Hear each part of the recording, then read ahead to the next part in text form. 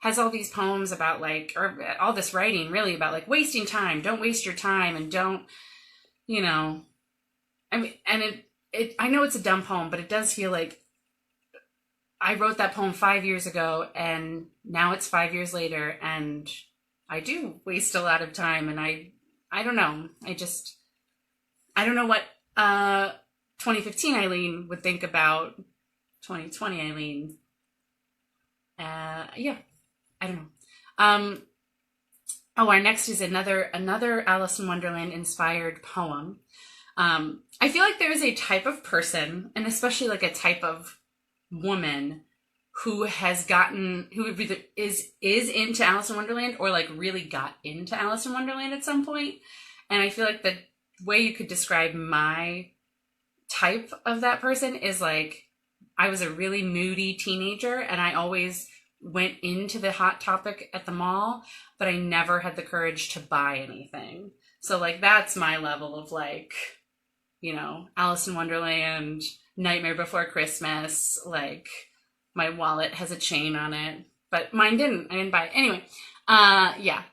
Fun fact, this poem rejects the construct of capitalization. Everything is in lowercase because this poet just doesn't fucking care. This is called I Don't Wonder, I Just Fall. I didn't fall down the rabbit hole. I dove head first. Perfect form. 10, 10, 10, said all the judges. I could barely hear them as I descended when the fall ended, and there I was, sitting on the stone floor, forevermore. But at least I took the plunge. Oh my God, scene. She's so, like, all of these poems are so like, you know, like live every day like it's your last, and take the plunge, and you can go out and set the world on fire. You know, it's so, I mean, it's so annoying. This kind of like, it's not helpful. Like, it's annoying right now, really, especially. Like, it's annoying because I can't go out and set the world on fire. You can't take a plunge or take a risk right now. I mean, like, we're all staying inside, and life is sort of almost like shut down. And so all this sort of bullshit about like, you can be whoever you want to be, like, I don't know, it just isn't. And it's not, 2015 Eileen makes me crazy. And it's not the thing of, I've looked back in my past. I've done a lot of recovery work. So much of recovery work is like going back, looking at your past mistakes. And it's not the mistakes that bother me. Like, yeah, she wrote some shitty poetry, sure. But it's more like, it's this past potential, I guess. You know, everything she wanted to do, everything she wanted to be, everything she wanted to, all the places she wanted to go. And I mean, in some ways, like, I wish I could be back there in 2015. Like, I just wish, I mean, in some ways, I just wish I could be anywhere but now. No, I'm sorry. We promised this would be fun. We said fun at the beginning, right? And I thought that this would be more fun. It's really hard to do theater without an audience. Like, I know people are here, but I can't see anybody. And I just thought like this would be fun. And I'd read these, like, I'd read this bad stuff, and we'd all laugh at it. And, you know, but I'm left more wishing that I could be the person who was writing these things. Like, the kind of person who feels good and strong and isn't afraid to be scared, and is just kind of like fearless and just is going for it, even if it's bad. I just feel bad. You know, I just feel bad, and I'm really tired of feeling bad. I've just been feeling bad for 6 weeks, and I try to be grateful, obviously, because there are people who are so much worse off than me, and people who are really, truly struggling. Like, my version of struggling is still, but I'm still doing bad. I'm sorry. I know it's like, you've got a whole Netflix out there. So, but but I only have one more piece. We're almost at the end of this. We're not really at the end of anything else. But this piece is short, or at least I think it's short. I read like the first two little bullet points. And then I just thought it would be fun. To sort of see in real time to read it. But it's like an end of the year wrap up for 2015. So, what kind of advice does 2015 Eileen have for her future self? Where does she see herself in 5 years? It's probably not this. Maybe the advice is like, hey, Eileen, stop talking about how bad at everything you are. Stop talking about how depressed you are. Then you won't be so depressed. Anyway, here we go. This is December 31st, 2015. She says, "Dear future Eileen, remember when that dog walked in? When that dog walked in the middle of your show, you handled it like a champ." So there was a dog. I've had dogs interrupt my shows 2 times, not like outdoor on the sidewalk, like people just opened a door to a theater and let their dog run up on stage. People. Second one. Remember when you were so happy about your show that night that you rode the bus the wrong way for 45 minutes? I do remember that. I had to get a lift. Remember when you thought that guy was trying to shake your hand after the show, so you put your hand in his hand and he was really just trying to get his phone from the table behind you? Humbling or humiliating? Yes, I do remember that. It was both humbling and humiliating. Ugh. Remember when those girls recognized you on the street? You're so famous. I don't remember that, but it must have happened. You have to go with your gut and go for it. Don't wait. The audience doesn't bring the energy, you do. Keep your eyes up, Tull. Literally, don't look at the floor. Oh yeah, posture.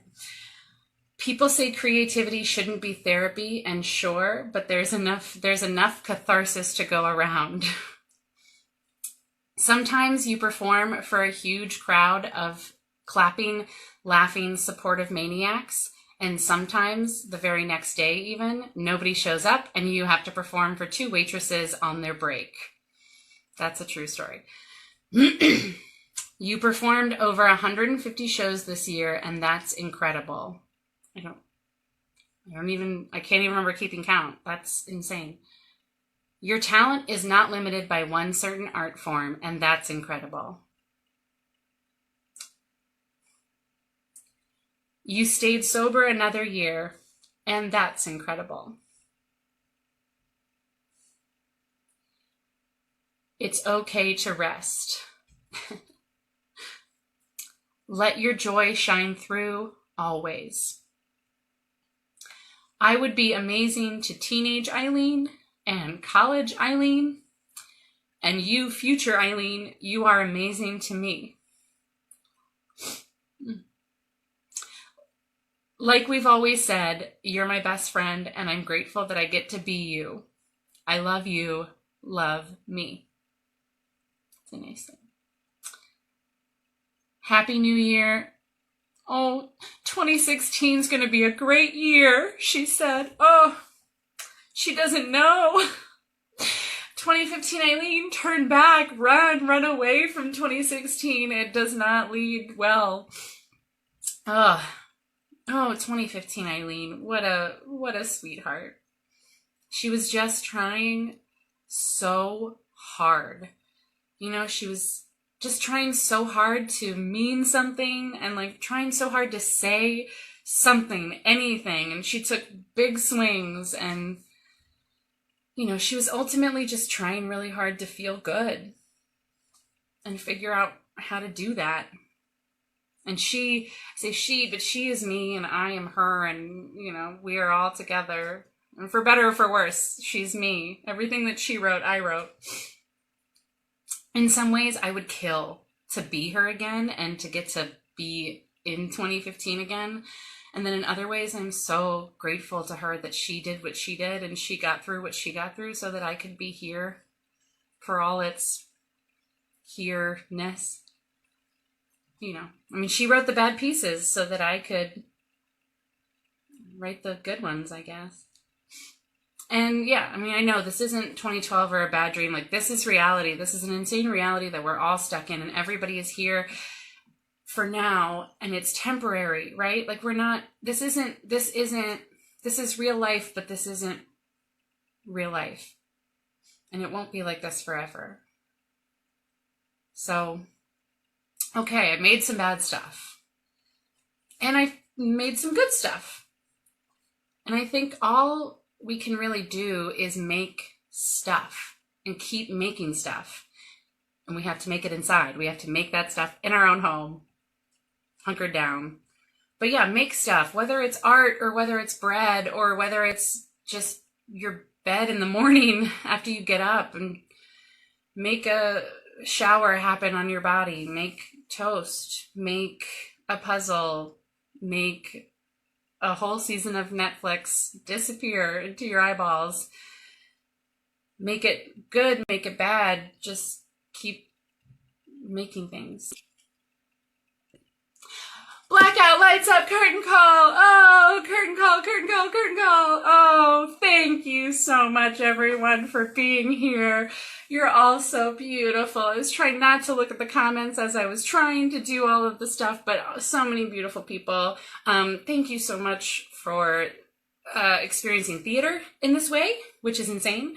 Please keep making stuff, and I love you all very much. I hope to see you in the after times when we're all just running around in circles outside.